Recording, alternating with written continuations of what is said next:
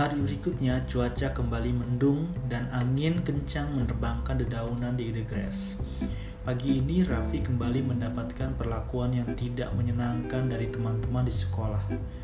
Ia harus menghabiskan waktu istirahat di toilet karena baju seragamnya terkena tumpahan satu mangkok bakso masih panas yang entah disengaja atau tidak telah ditumpahkan ke tubuhnya.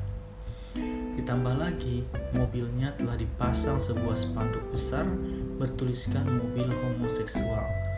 Walaupun telah menerima perlakuan seperti itu, ia tetap berusaha untuk sabar. Ia tidak perlu marah karena ia tidak melakukan hal yang salah.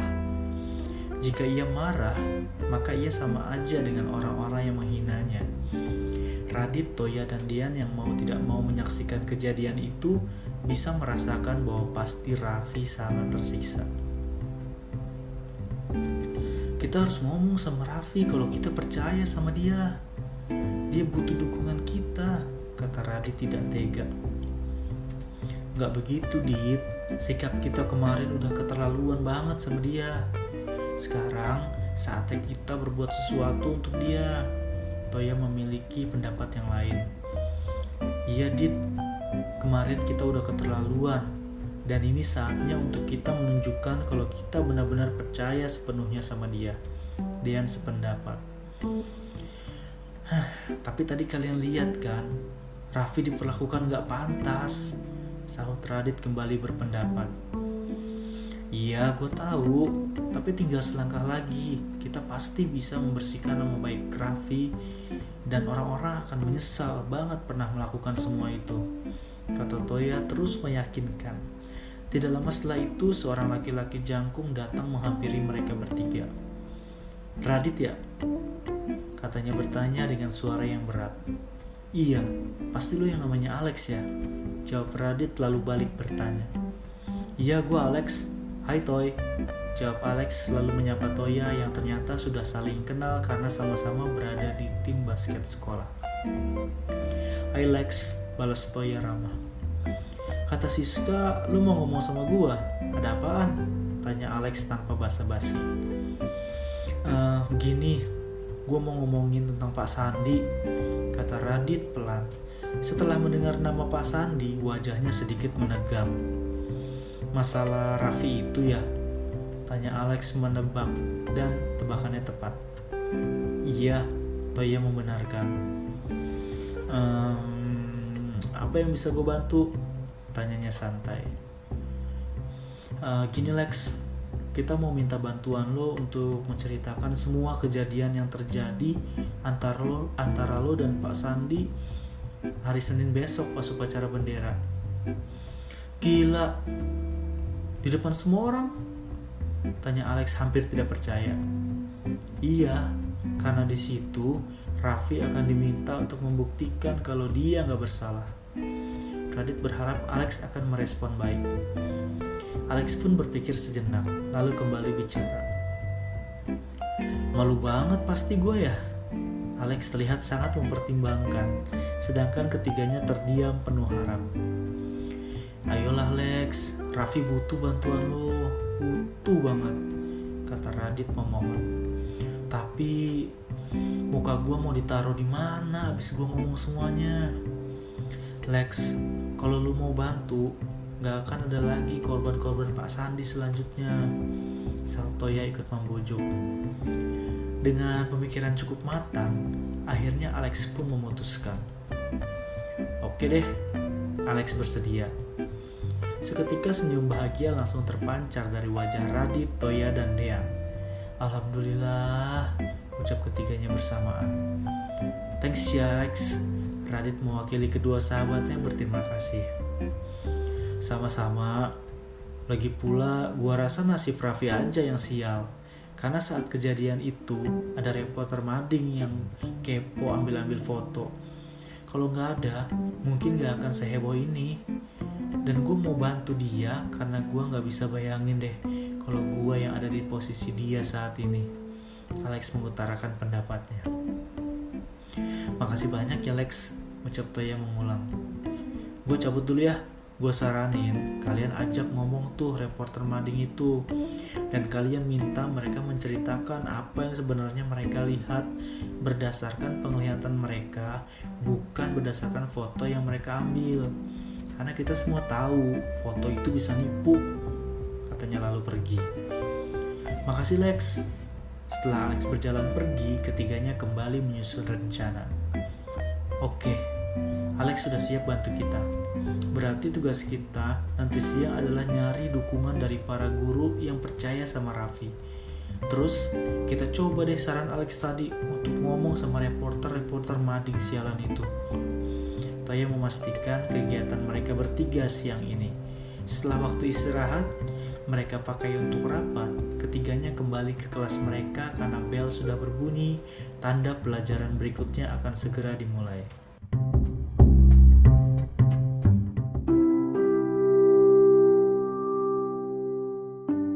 Sampai tiba waktu pulang sekolah, ketiganya langsung melancarkan rencana mereka, yaitu mencari dukungan dari guru-guru.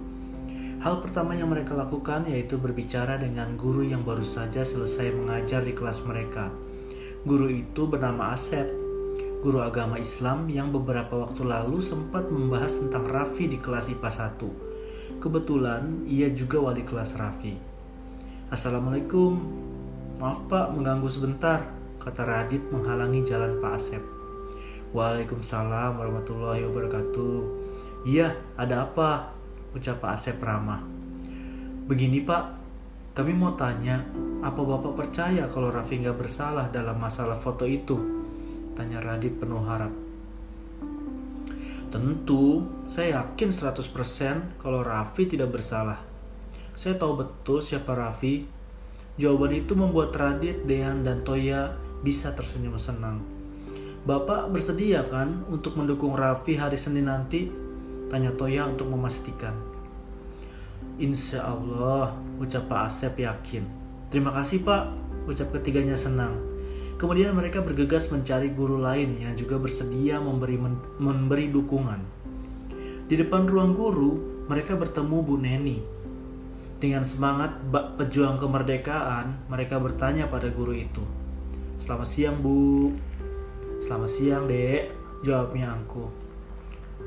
Kami mau tanya Bu, Ibu percaya kan kalau Raffi gak bersalah dalam foto itu? Tanya Toya kembali berharap akan mendapatkan respon positif.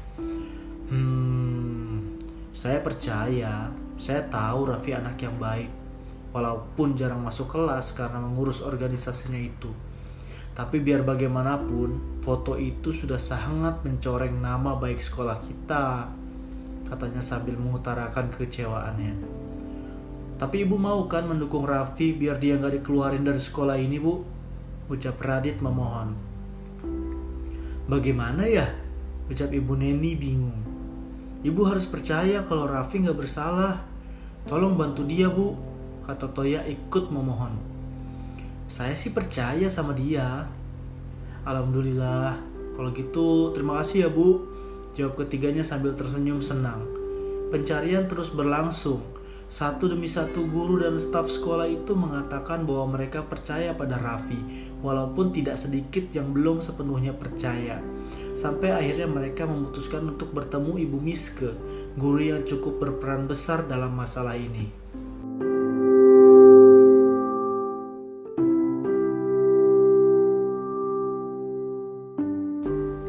Selamat siang Bu, kata Radit lalu melangkah memasuki ruangan Ibu Miske, diikuti oleh Dean dan Toya.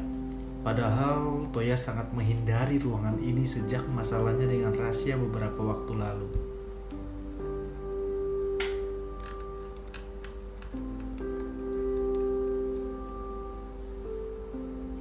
Ada perlu apa? Tanya Bu Miske tegas sambil terus menulis. Kami ingin membicarakan masalah Raffi Bu, kata Radit sedikit takut. Kenapa dengan Raffi? Kami ingin meminta agar Raffi jangan dikeluarkan dari sekolah ini Bu, ucap Radit masih takut-takut karena sosok Bu Miske yang sampai sekarang paling ditakuti di sekolah. Setelah mendengar ucapan Radit, Ibu Miske meletakkan pulpennya lalu kembali bicara. Mengapa kalian ingin membantu dia? Sudah jelas-jelas dia telah membuat nama baik sekolah kita hancur. Gaya Ibu Miske seperti sedang menginterogasi. Karena kami yakin, Bu, kalau Raffi gak bersalah. Raffi gak ingin melakukan hal yang tergambar di foto itu, jawab Radit yang sejak tadi berbicara seorang diri. Karena Toya dan Dean entah kenapa tidak bisa bicara saat berhadapan dengan wanita yang satu ini. Tapi masalahnya adalah akibat foto itu nama baik sekolah kita menjadi hancur. Sehingga mau tidak mau Raffi harus dikeluarkan dari sekolah ini. Jadi ibu percaya kalau Raffi gay? Tanya Radit tidak mau mengalah. Tentu aja enggak. Saya percaya pada Raffi. Dan sejak lama saya memang curiga terhadap Pak Sandi. Tapi sekali lagi saya lakukan bukan itu masalahnya. Terus apa masalahnya, Bu? Tanya Radit tidak mengerti. Kalian tidak mengerti. Ini masalah nama baik yang sudah terlanjur rusak akibat foto itu. Bukan masalah Raffi gay atau tidak, jawab Ibu Miske berusaha menjelaskan. Jadi, walaupun Raffi terbukti bukan gay dan terbukti tidak bersalah, dia tetap harus dikeluarkan dari sekolah ini hanya karena foto itu, ucap Radit akhirnya mengerti. Iya, kata Ibu Miske singkat dan tegas. Gak bisa begitu dong, Bu. Raffi gak bersalah. Akhirnya Toya memberanikan diri untuk ikut bicara. Tolong bantu Raffi, Bu, Radit memohon. Maaf, saya tidak bisa berbuat apa-apa. Keputusan dibuat langsung oleh Bapak Kepala Sekolah, kata Ibu Miske lepas tangan. Bu, tolong bantu Raffi, Bu, Radit memohon. Saya sedang banyak pekerjaan. Sekarang saya minta kalian keluar. Dari nada bicaranya, Ibu Miske terlihat mulai marah. Ketiganya yang tidak ingin membuat Ibu Miske mengamuk, lebih memilih untuk menuruti keinginannya. Kalau gitu, baik Bu, kami permisi, jawab Radit undur diri. Ketiganya pun melangkah keluar dari ruangan yang tidak pernah terasa menyenangkan itu.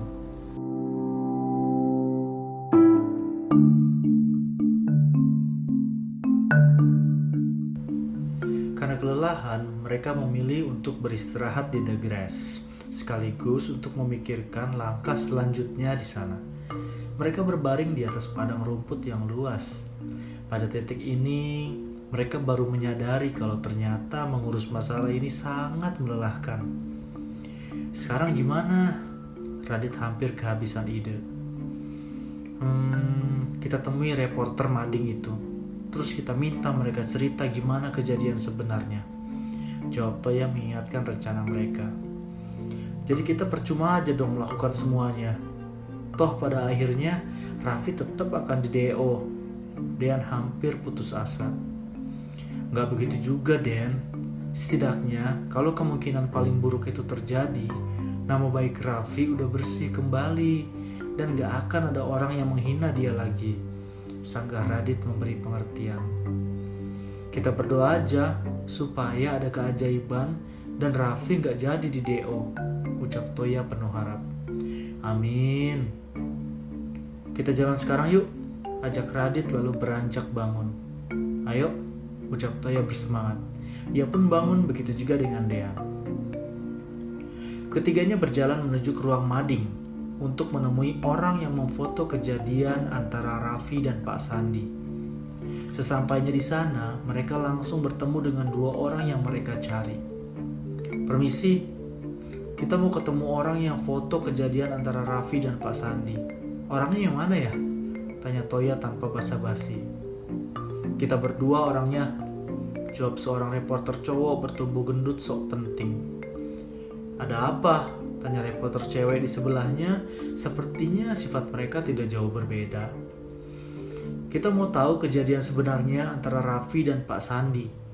Kalian lihat secara langsung kan kejadiannya? Tanya Radit langsung ke pokok permasalahan. Iyalah, jawab keduanya angkuh. Tolong ceritakan ke kita, Radit meminta. Sorry, itu rahasia kita berdua. Hanya kita yang tahu, kata reporter cewek sombong sambil tersenyum kepada partner kerjanya. Tapi gara-gara foto kalian, sahabat kita sekarang dalam masalah besar, ucap Toya mulai naik darah. mengingat ia juga pernah menjadi korban saat foto-fotonya bersama Rasya terpampang di mading. Itu di luar tugas kita. Tugas kita cuma nyari berita bagus terus kita sampaikan ke semua murid. Reporter cewek benar-benar menyebalkan.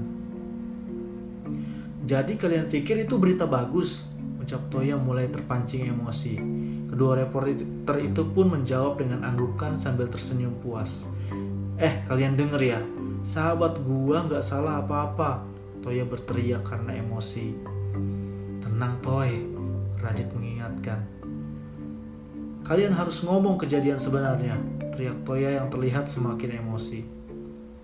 Kita gak mungkin menjelaskan yang sebenarnya terjadi tentang kasus yang sangat luar biasa ini. Nama mading jadi terangkat setelah ada masalah ini, ucap reporter cowok tidak kalah menyebalkan. Sialan banget loh, kata Toya yang langsung menyerang reporter cowok itu saking kesalnya. Untuk Radit dan Dean langsung memisahkannya. Jangan pakai emosi Toy, saut Radit menenangkan. Kita pergi aja, ujar Dean menyarankan. Ketiganya pun bergegas pergi. Setan lu berdua, ucap Toya sesaat sebelum melewati pintu. Sedangkan kedua reporter itu malah saling tersenyum puas. Gila bener tuh mereka berdua, ucap Toya sesaat setelah sampai di sebelah mobil. Sabarlah Toy, kita harus tetap berkepala dingin, Radit mencoba menenangkan. Iya, walaupun jujur mereka emang ngeselin banget sih, Dean ikut bicara. Kuncinya ada di mereka. Mereka tahu semuanya. Toya terlihat makin emosi. Tapi kalau kita emosi, jangan harap kita bisa dapat apa yang kita mau, kata Dean ada benarnya. Jadi kita harus pikirkan strategi lain, katanya menambahkan. Lalu tiba-tiba terlintas dalam pikiran sebuah ide gila. Tadi kalian lihat kan, ada komputer di ruangan itu, tanya Toya memastikan. Lihat, jawab keduanya ternyata memperhatikan juga keadaan ruang itu. Terus kenapa? Dean tidak mengerti. Pastinya di dalam komputer itu ada semua arsip foto kejadian Raffi dan Pak Sandi. Dan mungkin juga semua foto-foto gue dan Rasya, kata Toya mengutarakan dugaannya. Terus, gue masih gak ngerti. Tugas Radit belum mengerti. Menurut gue, saat mereka foto Raffi dan Pak Sandi, pasti gak hanya satu kali kan? Pasti beberapa kali. Tapi mereka hanya mengambil satu foto yang menurut mereka paling pas, yaitu foto di mana Pak Sandi persis lagi nyium Raffi, seperti yang ada di mading. Kalau kita cari lagi foto-foto lainnya, gue yakin pasti kasus ini akan terbongkar. Raffi pun pernah bilang kalau dia udah mencoba menghindar, tapi Pak Sandi maksa dia, ucap Toya panjang lebar, berharap kedua sahabatnya itu akan mengerti. Benar, foto-foto lainnya pasti merekam kejadian di mana Raffi berusaha melepaskan diri dari Pak Sandi sampai akhirnya dia bisa kabur, ucap Radit langsung bersemangat setelah mengerti maksud perkataan sahabatnya itu. Tapi masalahnya, gimana cara kita untuk bisa ambil foto-foto itu dari komputer ruang mading? Tanya Dean yang sejenak mematahkan ide Toya. Ketiganya pun berpikir keras. Gimana kalau kita bujuk mereka lagi? Radit memberi saran yang jelas-jelas langsung ditolak oleh Toya. Dit, gue tahu hati lu sebaik malaikat, tapi enggak, gue nggak mau. Tadi aja gue udah emosi banget. Mereka itu manusia yang gak punya hati. Toya kembali emosi. Ya terus gimana? Tanya Radit kehabisan akal. Nah, Toya menemukan ide lagi. Gimana kalau malam ini kita masuk ke ruang mading secara diam-diam, terus kita ambil foto-fotonya? Saut Toya memberi ide yang cukup berbahaya. Apa gak ada cara lain? Radit terlihat ragu dengan gagasan itu. Kayaknya gak ada. Masuk ke sekolah malam-malam itu sama aja kita kayak maling. Sepertinya Dean tidak akan setuju. Ini demi kebaikan Raffi dan demi kebenaran. Toya berusaha meyakinkan kedua sahabatnya. Oke deh, kalau gue setuju, ucap Radit walaupun masih ragu. Sip, sekarang kita pulang untuk siap-siap. Nanti malam kita mulai jalankan rencana kita. Toya terlihat antusias. Gue belum bilang setuju kan? Celetuk Dean ketus. Ya lu mau ikut nggak? Dean pun berpikir keras. Iya deh. Ya udah. Ketemu lagi nanti malam, oke? Kedua sahabatnya pun menjawab dengan anggukan. Tanpa membuang waktu, ketiganya segera memasuki mobil, lalu Toya menyetir mobilnya ke ruang sekolah untuk pulang.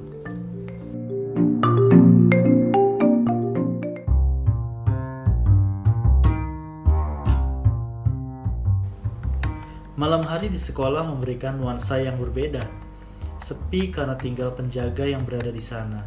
Sedangkan dari rimbunnya rerumputan di The Grass, hanya terdengar lantunan suara jangkrik yang tanpa lelah mendendangkan nyanyian malam yang merdu. Radit, Toya, dan Dean yang sudah kembali berkumpul langsung menjalankan rencana mereka. Pertama-tama, mereka harus melewati seorang petugas keamanan yang terlihat sedang serius menonton sinetron di dalam pos jaganya. Gimana cara lewatin satpam itu? Tanya Toya bingung. Gimana ya? Tanya Radit yang juga tidak tahu harus bagaimana. Tiba-tiba Dean mengeluarkan handphone dari dalam saku jaketnya. Lu mau telepon siapa, Den? Tanya Radit tidak mengerti. Namun Dean tidak menjawab, malah mencoba menghubungi sebuah nomor telepon. Halo? Ini dengan Tata Usaha SMA Garuda Bangsa? Tanya Dean dengan suara yang panik, dibuat-buat. Hal itu membuat kedua sahabatnya merasa takjub sekaligus aneh. Iya betul, ada apa ya Pak? Ucap seseorang menjawab. Saya bicara dengan siapa ya? Tanya Dean masih berpura-pura panik. Saya penjaga sekolah, ini dengan siapa ya? Tanya orang yang ternyata penjaga sekolah ingin tahu. Aduh Pak, gawat. Tolong suruh Pak Kasman cepat pulang karena istrinya sekarang sakit. Bahkan dokter sudah bilang bahwa umurnya tidak panjang lagi, kata Dean berakting. Hal itu tentunya membuat kedua sahabatnya berdecak kagum sekaligus tidak percaya. Baik Pak, saya akan minta Pak Kasman untuk pulang, kata penjaga sekolah itu dengan mudahnya tertipu. Lalu segera menutup teleponnya dan menghubungi Pak Kasman lewat radio. Gila, keren banget loh, belajar akting dari mana? Kata Toya memuji. Gak nyangka gue, otak lu kriminal juga ya. Radit takjub melihat bakat terpendam sahabatnya. Kan kata lu demi sahabat, jawabnya singkat. Kemudian di pos satpam, Pak Kasman yang telah diberitahu lewat radio bergegas meninggalkan posnya dengan terburu-buru. Sepertinya efek menonton sinetron juga cukup berpengaruh, karena sekarang ia seperti sang pemeran utama dalam sebuah sinetron yang berusaha untuk menyelamatkan sang pemeran utama wanita dari kejahatan. Radit, Toya, dan Dean pun menggunakan kesempatan itu untuk segera menerobos masuk ke dalam sekolah. Ayo, kata Toya bersemangat. Kemudian mereka bergegas mengendap-endap menaiki tangga menuju ke ruang mading. Suasana sekolah benar-benar sangat gelap. Mereka bertiga hanya mengandalkan senter yang sengaja mereka bawa. Setelah berjalan mengendap-endap, akhirnya mereka sampai di depan pintu ruang mading. Bukanya gimana nih pintu? Tanya Radit tidak mengerti. Lalu Toya mengeluarkan sebuah pisau lipat dari sakunya dan mulai beraksi membuka pintu yang terkunci.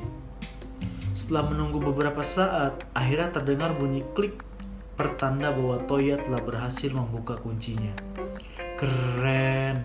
Belajar dari mana lu, Toy? Radit kembali terlihat kagum melihat bakat terpendam yang kini ditunjukkan Toya. Belajar dari om gue, jawab Toya sok. Om lu yang mana? Tanya Dean ingin tahu. James Bond lah, jawab Toya lalu tertawa, sedangkan kedua sahabatnya saling pandang aneh. Toya pun membuka pintu dan memasukinya diikuti oleh Radit dan Dean. Setelah berada di depan komputer, Dean langsung menekan tombol turn on pada komputer dan betapa kecewanya mereka saat menyadari bahwa mereka tidak memiliki password. Ah, gue lupa. Kita kan gak punya password, ucap Toya geram. Aduh, kenapa gak kepikiran sampai situ ya? Ucap Radit sangat menyesal. Kalian gak kepikiran? Sini biar gue yang urus, Dean mulai menunjukkan keahliannya dalam bidang komputer. Mau apa? Tanya Toya tidak mengerti.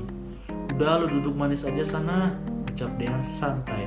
Sementara jari jemarinya mulai beraksi dengan cepat. Baik Radit maupun Toya tidak mengerti apa yang ia lakukan. Sampai beberapa saat selanjutnya, Dean mengklik tombol OK dan password yang mengunci komputer pun berhasil terbuka. Wow, keren, saut Toya sambil mengacak-acak rambut Dean. Bagus, sekarang kita cari filenya, kata Radit antusias dan langsung meminta Toya fokus pada tujuan mereka. Mereka bertiga bergegas membuka-buka setiap folder dari komputer itu, sampai mereka menemukan folder bertuliskan skandal sekolah. Sehingga mereka harus memperhatikannya satu persatu. Banyak sekali kejadian-kejadian yang terekam dalam folder itu, sehingga untuk sesaat mereka sekaligus mengenang. Lalu tiba-tiba jari tangan Toya berhenti di sebuah foto dirinya dengan rahasia, yang tanpa pikir panjang langsung ia blok dan hapus. Kenapa lu hapus, Toy? Tanya Radit agak syok. Gua rasa lebih baik dihapus, jawab Toya santai. Berikutnya, baru mereka menemukan foto-foto antara Raffi dan Pak Sandi. Yang benar saja, jumlahnya tidak hanya satu. Setelah mereka amati bersama, terlihat jelas bahwa Raffi berusaha melepaskan diri dari dan menghindar dari Pak Sandi. Hal ini membuat mereka bertiga semakin yakin bahwa Raffi tidak bersalah. Segera saja mereka memindahkan foto-foto itu ke flash disk yang sudah mereka siapkan. Kemudian menghapus foto-foto itu juga. Setelah semuanya selesai, mereka bergegas pergi. Dengan perasaan senang, mereka berjalan melewati depan kelas, namun tanpa sengaja Dean mengarahkan senter ke arah ruang tata usaha. Sehingga satpam yang sedang berjaga di bagian dalam sekolah menyadari kalau ada orang lain yang telah memasuki sekolah. Den, senter lu, nanti kita ketahuan, saut Toya memperingatkan. Namun terlambat, satpam sudah menyadari keberadaan mereka. Siapa itu? Ucap Pak Satpam berteriak. Mampus kita semua, bego banget sih lu, kata Toya panik. Segera saja mereka berlari menghindari sorot senter milik satpam tersebut.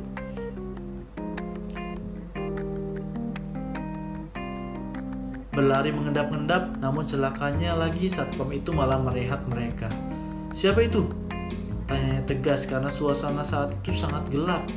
Sebelum satpam itu semakin dekat, ketiganya berlari sekuat tenaga menuju gerbang sekolah. Parahnya lagi, flash disk yang disimpan dalam kantong jaket Toya terjatuh saat ia mencoba mengeluarkan kunci mobil. Namun mereka berhasil keluar dari gerbang sekolah. Kemudian berlari menuju ke mobil yang sengaja mereka parkir jauh dari sekolah.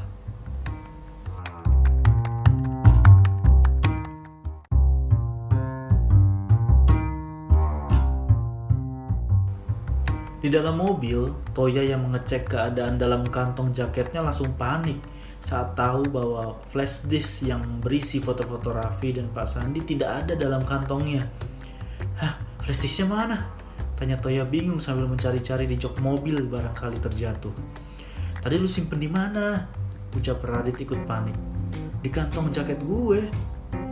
Kira-kira jatuh di mana, Toy? Tanya Dean ikut bicara. Kayaknya pas tadi gue ngeluarin kunci mobil deh. Soalnya gue simpan di kantong yang sama. Jawab Toya sangat menyesal. Jatuhnya di luar gerbang kan? Ayo cari, kata Radit lalu bersiap untuk turun dari mobil. Namun Toya menghentikannya. Tunggu, jatuhnya di dalam sekolah. Gue tahu di mana kira-kira jatuhnya, kata Toya berusaha mengingat. Terus gimana? Kalau flash disk itu hilang juga harapan Raffi. Kan kita udah hapus juga foto-foto di komputernya, kata Radit hampir menyerah. Di flash disk itu juga ada semua data-data karya ilmiah gue loh. Gimana sih lu, Toy? Dean kecewa. Santai aja dong lu, pasti gue cari kok, saut Toya emosi. Tenang, jangan berantem, kata Radit menenangkan. Gue akan ambil sekarang. Kalian tunggu aja di sini, kata Toya merasa bertanggung jawab untuk mengambil kembali flash disk Dean yang terjatuh. Jangan, Toy, Nanti kalau lu ketahuan gimana? Kata Radit melarang. Pokoknya kalian tunggu di sini, kata Toya tetap pada pendiriannya. Lalu bergegas keluar dari mobil dan berjalan kembali ke sekolah. Toy, Radit tidak tega. Nekat banget tuh orang, saut Dean menyayangkan. Gua rasa kita terlalu nyalahin Toya tadi, makanya dia ngerasa bersalah dan berusaha untuk ambil flash disk itu lagi. Bukan kita, tapi gue, kata Dean meralat. Ayo kejar, kata Radit memutuskan untuk mengejar Toya. Udah gila lu ya, kita bisa ketahuan, Dean menolak. Kalau ketahuan, kita gak akan dihukum sampai mati kan? Itu buat lo. Kalau gue ketahuan melanggar aturan, gue bisa batal untuk ikut lomba karya ilmiah di Perancis. Terserah lu deh. Ini masalah solidaritas kita, Den. Kita tetap susul Toya. Kalau lu nggak mau, gue tetap kejar Toya. Lu tinggal aja di sini, kata Radit lalu bergegas keluar dari mobil dan bergegas mengejar Toya. Teriak Dean berubah pikiran. Lalu dengan berat hati ia bergegas keluar dari mobil dan ikut mengejar kedua sahabatnya. Sementara itu Radit memanggil Toya yang sedang berjalan kembali ke sekolah. Toya pun berbalik. Lah, lu ngapain? Cepet balik ke mobil sana, Toya meminta. Lalu dari kejauhan mulai terlihat Dean yang ikut menyusul. Kita masuk lagi sama-sama. Jangan, nanti kalau kita semua ketahuan bisa gawat. Kita datang malam ini sama-sama, jadi pulang juga harus sama-sama. Dean yang telah berada di sebelah Radit langsung ikut bicara. Bener tuh, kita tanggung deh resiko apapun sama-sama. Toya pun tersenyum senang lalu kembali bicara. Ya udah, ayo. Ketiganya pun berjalan kembali ke sekolah dan sampai di depan pintu gerbang, satpam yang menjaga pos masih belum kembali.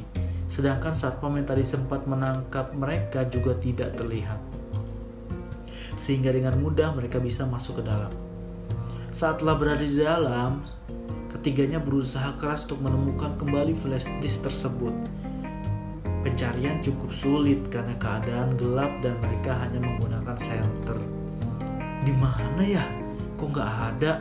Kata Toya sambil terus mencari. Lu yakin flash disknya jatuh di sini? Tanya Radit memastikan. Yakin. Tadi gue buru-buru ambil kunci mobil di sini. Kalian mencari ini, saut seseorang yang tidak mereka kenal suaranya. Saat ketiganya berbalik, betapa terkejutnya mereka saat dua orang satpam berwajah sangar sedang berdiri di belakang mereka dengan flash disk di tangan salah satu dari mereka.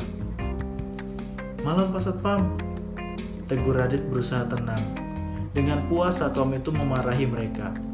Sedang apa kalian malam-malam ada di sekolah? Tanyanya murka. Itu ketiganya tampak bingung luar biasa. Mereka hanya bisa saling pandang, berharap salah satu dari mereka memiliki ide brilian yang dapat melepaskan mereka dari posisi yang tidak menyenangkan ini. Jawab, bentak satpam bernama Mardi terus mendesak, membuat ketiganya mulai tertekan. Kami itu loh Pak, gumam Radit ragu-ragu. Di saat ketakutan menjalari tubuh ketiganya, tiba-tiba ada seseorang yang datang menghampiri mereka. Karena penasaran, Toya pun sesaat mengarahkan senternya ke wajah orang itu. Ketiganya terkejut melihat Pak Asep sedang berdiri tepat di hadapan mereka. Toya, Radit, Dean, kenapa belum pulang? Tugas yang tadi kita kerjakan sudah selesai kan? Tanya Pak Asep membuat ketiganya bingung luar biasa. Tugas? Mereka tidak pernah merasa mengerjakan tugas bersama Pak Asep. Melihat raut wajah Pak Asep, Radit langsung mengerti dan segera merespon pertanyaannya. Oh iya Pak, tadi flash disk Dean jatuh, jadi kita balik lagi untuk ambil. Oh begitu. Sebenarnya ada masalah apa Pak Mardi? Tanya Pak Asep tenang. Begini Pak, jadi mereka ada di sini karena undangan Bapak. Tanya Pak Mardi merasa sedikit malu. Iya betul sekali. Mereka di sini membantu saya mengerjakan tugas. Kalau begitu maaf, saya pikir mereka mau maling. Enak aja maling, sahut Toya tidak terima. Lagi pula, kenapa saat tadi saya panggil kalian malah lari? Jadi saya pikir kan kalian maling. Yang bener aja, masa maling ganteng-ganteng kayak kita, ucap Toya masih kesal. Kalau begitu saya permisi pak, ini flash disknya, kata Pak Mardi lalu berjalan pergi. Setelah jarak mereka sudah cukup jauh, barulah Radit kembali bicara. Terima kasih banyak Pak Asep, kami nggak tahu lagi bagaimana nasib kami kalau nggak ada bapak. Sama-sama, kebetulan saya sedang mengoreksi hasil ujian kemarin. Iya pak, sekali lagi kami ucapkan terima kasih pak. Dan menambahkan, ya saya siap membantu, apalagi jika kalian berniat menolong orang yang sedang dalam kesulitan. Iya pak, kami sedang berusaha menolong sahabat kami. Ide bagus, kalau begitu saya permisi, lain kali lebih hati-hati. Assalamualaikum, ucap Pak Asep undur diri. Waalaikumsalam, jawab ketiganya bersamaan. Untung ada malaikat penolong malam ini, kata Toya hampir tidak percaya. Ayo pulang, sahut Radit menyarankan. Ketiganya pun berjalan meninggalkan sekolah dengan bukti baru yang tentunya akan sangat membantu Raffi.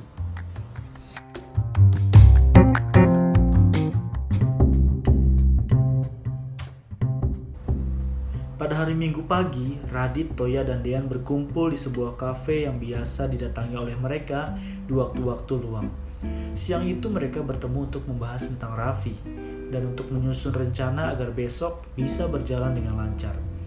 Sebelumnya, Toya telah mencetak semua foto yang telah berhasil mereka curi semalam.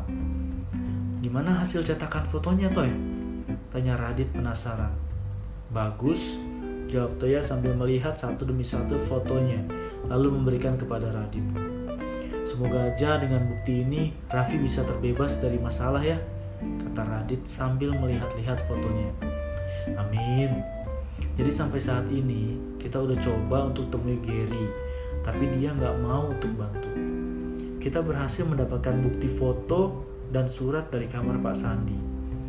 Kita udah dapat banyak dukungan dari para guru. Kita udah temui Pak Sandi dan dia janji akan membantu Raffi. Alex janji mau menceritakan pengalamannya. Kemudian kita punya bukti foto-foto detail dan tentang semua kejadian antara Raffi dan Pak Sandi. Kira-kira semua ini cukup gak ya? Toya mengulang kembali semua hal yang telah mereka lakukan, kemudian mengumpulkan bukti yang sudah mereka dapatkan di atas meja. Gua harap cukup sih. Radit benar-benar berharap perjuangannya mereka beberapa hari ini akan membuahkan hasil yang baik. Tapi masalahnya sekarang, gimana cara kita bikin Raffi nggak dikeluarkan dari sekolah? Karena Bu Miske bilang, walaupun Raffi terbukti nggak bersalah, dia akan tetap dikeluarin, kata Toya sambil kembali mencari cara. Gimana ya? Radit berpikir sejenak. Sulit, karena surat keputusan udah turun dari kepala sekolah, sahut Dean ikut bicara sambil tetap konsentrasi dengan laptopnya. Iya gue tahu, tapi pasti ada cara untuk merubahnya, kata Toya yakin. Atau kita temui kepala sekolah, ujar Radit memberi saran. Enggak mungkin. Terakhir gue denger dia lagi di Medan ada pelatihan, ucap Toya tidak setuju. Ya udah, lebih baik kita konsentrasi untuk ngebuktiin kalau Raffi gak bersalah dulu. Jangan karena kita pikirin masalah lain, masalah pembuktian ini jadi gak berjalan lancar, sahut Dean berpendapat. Radit dan Toya pun setuju. Setelah itu mereka bertiga menghabiskan waktu untuk membahas kembali tentang kemungkinan-kemungkinan yang akan terjadi di hari pembuktian besok.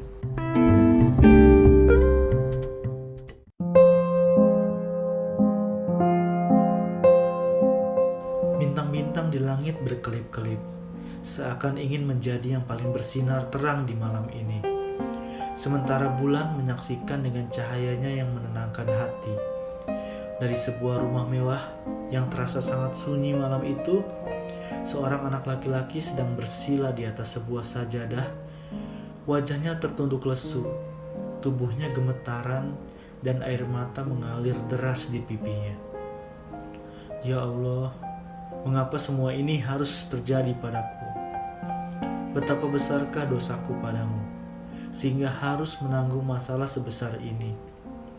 Belum cukup ikhlas hatiku menerima penyakit mematikan ini bersarang di tubuhku. Tapi sekarang datang fitnah yang sangat kejam tertuju padaku. Tidak ada orang yang percaya padaku. Bahkan sahabat-sahabat yang aku pikir adalah satu-satunya keluarga terbaik di dunia ini pun menjauhiku. Ya Allah, ampuni dosa-dosaku. Berikanlah jalan terbaik untukku. Bukalah hati semua orang yang telah memfitnahku. Aku pasrahkan hidup dan matiku padamu ya Allah, Maha pemilik segala alam semesta. Amin amin ya robbal alamin. Doa Raffi di dalam sholat tahajud malam itu.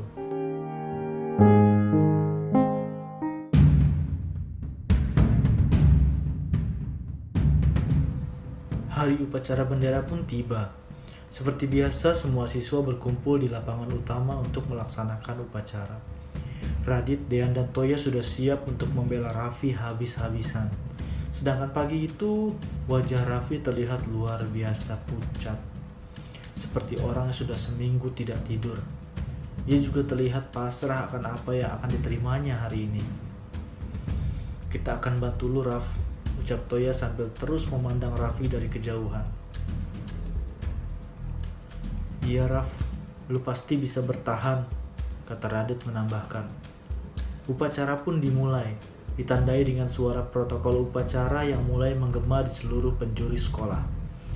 Lalu seseorang pemimpin upacara mengambil alih komando, sampai akhirnya upacara ditutup dengan laporan dari pemimpin upacara kepada pembina upacara yang pada hari itu dijabat oleh Ibu Miske. Setelah upacara selesai, Ibu Miske mulai mengambil alih keadaan dan minta semua murid untuk tetap berada di tempat mereka. Perhatian, untuk semua murid dan dewan guru untuk tetap berada di tempat masing-masing, karena akan ada pengumuman penting yang akan saya sampaikan mengenai kasus yang beberapa hari ini sempat membuat sekolah ini heboh. Mendengar ucapan Ibu Miske, semua murid serentak diam. Entah karena takut atau karena penasaran ingin menyimak penyelesaian dari kasus Raffi. Karena sampai hari ini tidak ada pembelaan dari saudara Raffi tentang perbuatan yang telah dilakukannya, seketika sorakan langsung terarah ke Raffi. Sekolah telah memutuskan untuk... Tunggu! Teriak Toya memotong ucapan Ibu Miske. Kemudian Toya dan Radit bergegas maju ke depan, lalu berbicara dengan Ibu Miske, sedangkan Dean mengajak Raffi juga ke depan bersamanya. Toya berusaha meminta waktu untuk membuktikan bahwa Raffi tidak bersalah, namun Ibu Miske tidak mengizinkan. Sampai Radit dan Toya memohon, baru akhirnya Ibu Miske mengizinkannya. Toya pun langsung mengambil mic dan mulai bicara. Selamat pagi Bapak, Ibu Guru yang terhormat, dan teman-teman semua. Ucap Toya menyapa namun langsung disambut sorakon oleh semua murid. Kalian harus tahu masalah yang sebenarnya terjadi. Raffi sama sekali tidak bersalah. Dia hanya korban dari perbuatan Pak Sandi yang ternyata memang benar-benar memiliki kelainan seksual. Kami bicara di sini bukan tanpa bukti. Kami membawa ini. Lalu Toya menunjukkan sebuah amplop dan foto Raffi. Raffi yang sangat bingung dan terkejut melihat pembelaan dari sahabat-sahabatnya. Mungkin ini adalah jawaban dari doa-doanya selama ini. Foto dan amplop ini kami temukan di dalam rumah susun Pak Sandi. Dan isi amplop ini adalah surat yang ditujukan untuk Raffi. Surat yang isinya mengungkapkan semua perasaan suka Pak Sandi terhadap Raffi. Tapi Pak Sandi tidak berani memberikannya karena Pak Sandi sadar bahwa Raffi adalah laki-laki normal. Sorakan kembali diterima Toya. Namun Toya terus bicara. Kalian mengatakan bahwa Raffi adalah seorang gay hanya karena sebuah foto yang ditempel di mading. Tapi andaikan kalian melihat foto-foto ini, Di sini tergambar jelas bahwa Raffi berusaha melepaskan diri dari Pak Sandi dan berusaha untuk pergi. Namun Pak Sandi memaksanya. Setelah mendengar penuturan Toya, sekarang keadaan menjadi tenang. Hanya ada suara-suara murid yang saling berbisik.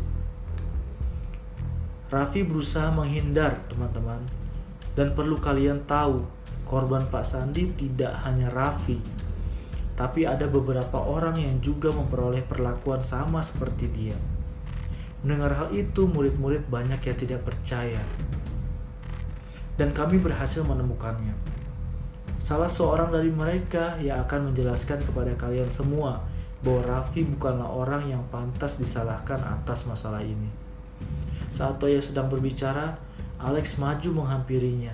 Sontak murid-murid tercengang melihat Alex maju ke depan. Selamat pagi Bapak, Ibu Guru, dan teman-teman. Perlu keberanian besar bagi saya untuk berdiri di sini. Hari ini saya hanya ingin menegaskan bahwa Raffi benar tidak bersalah. Dia hanya sedang tidak beruntung karena saat Pak Sandi melakukan itu padanya, ada tim reporter mading yang memfoto semua kejadian itu. Mau tidak mau, suka maupun tidak suka, saya harus mengungkapkan semua ini. Benar yang dikatakan Toya, bahwa saya juga adalah salah seorang murid yang mendapatkan perlakuan tidak wajar dari Pak Sandi. Mendengar ucapannya, murid-murid terlihat sangat terkejut dan tidak percaya. Mereka semua ada yang menggelengkan kepala dan saling berbisik satu sama lain. Alex terus menjelaskan, tapi saya memilih berdiri di sini untuk membuka mata kalian semua bahwa kalian sudah salah menuduh orang. Raffi bukan gay seperti yang kalian tuduhkan. Itu benar, teriak seorang dari kejauhan yang ternyata adalah Gary.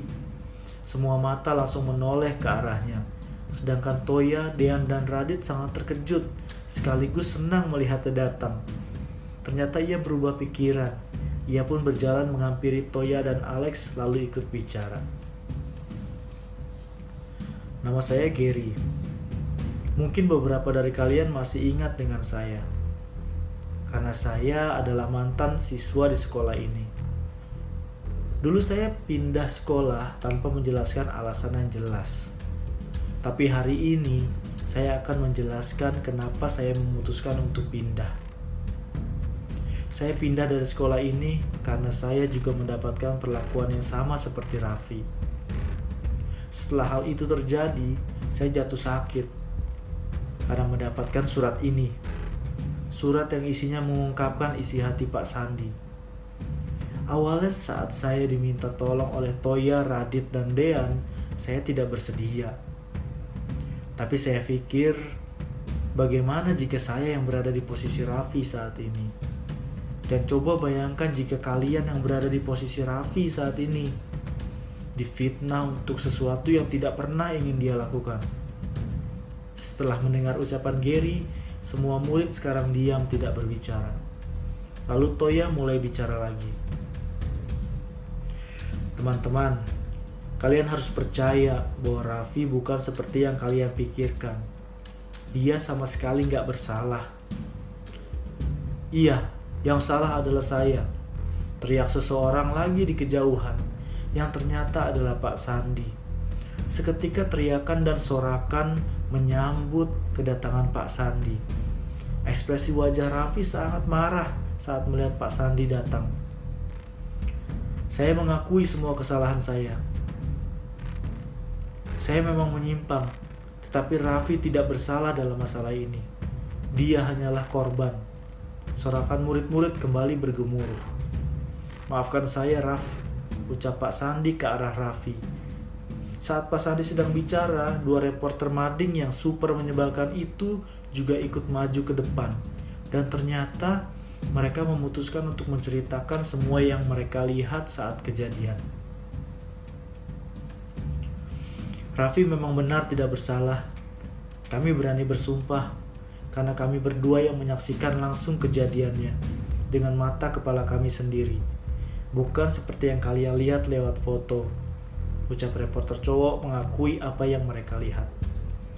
Maafkan kami juga yang tidak menunjukkan semua foto yang berhasil kami ambil, karena kami hanya ingin mencari sensasi awalnya, ucap reporter cewek malu. Serentak semua siswa menyoraki mereka. Sudah jelas kan teman-teman bahwa Raffi tidak bersalah. Jadi mulai saat ini, hentikan semua fitnah yang kalian tujukan pada Raffi, ucap Toya kembali berbicara, sedangkan semua murid terdiam karena mereka merasa menyesal. Di saat suasana mulai tenang, Ibu Miske kembali mengambil alih.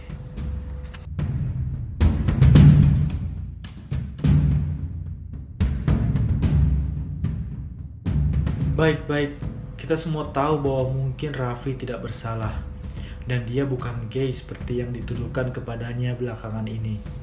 Tetapi keputusan yang sudah dibuat tidak bisa diubah. Akibat kejadian ini, nama baik SMA Garuda Bangsa tercemar. Oleh karena itu, hari ini secara resmi, Saudara Muhammad Raffi Putra dikeluarkan dari sekolah ini. Ucap Ibu Miske tidak berubah. Seketika semua murid menyoraki Ibu Miske dan menolak keputusannya. Bu, tolong jangan keluarkan Raffi, sahut Toya membela. Lalu dari barisan murid mulai terdengar koor membela Raffi. Jangan keluarkan Raffi, teriak semua murid kompak berulang-ulang. Ibu Miske langsung terkejut saat mendengar teriakan-teriakan itu, namun memilih untuk meninggalkan mimbar.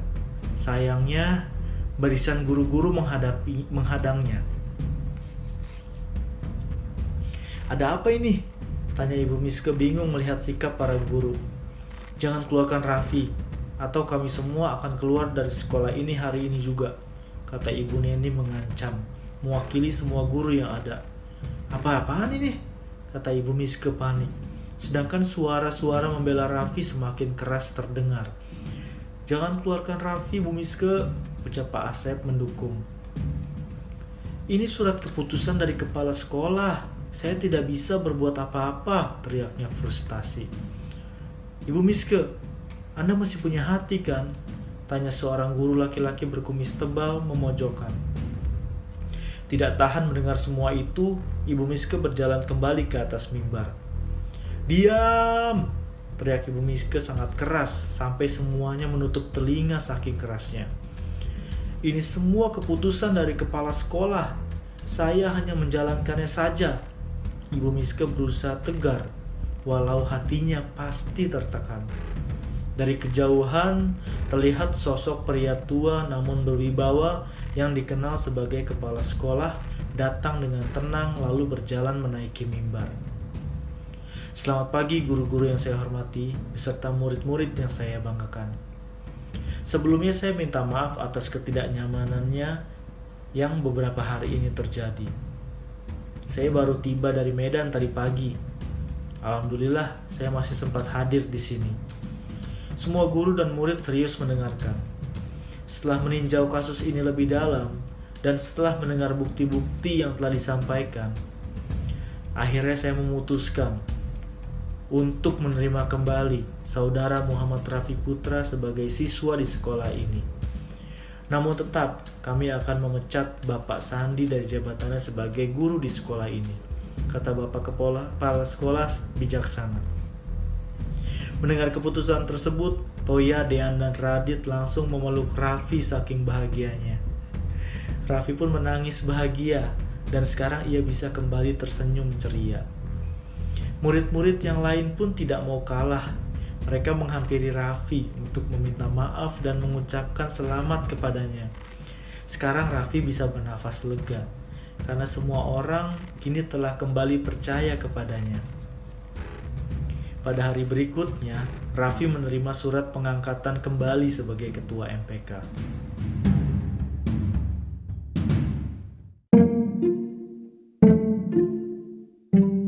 Terima kasih karena kalian udah rela melakukan ini semua. Gue pikir kalian semua udah gak percaya lagi sama gue, kata Raffi saat mereka sedang mengobrol di The Grass beberapa hari selanjutnya. Ya enggak lah, kita harus membantu lu karena lu sahabat kita, ucap Radit senang. Lagi pula lu emang gak salah, jadi wajib kita bantu. ujar Dean yang sebenarnya jarang berbicara seperti itu. Tapi semua itu gak gratis. Lu harus bayar mahal, tau gak? Toya mengancam. Maksud lo? Tanya Raffi tidak mengerti. Lu harus traktir kita semua makan sepuasnya. Hahaha. Mereka berempat pun kini bisa kembali tertawa bahagia. Gampang, jawab Raffi menyetujui. Awas aja kalau lu sampai neraktir kita semua di kafe lelaki. Apaan tuh kafe lelaki? Sontak Radit, Dean dan Toya pun tertawa geli. Sementara Raffi terlihat kebingungan.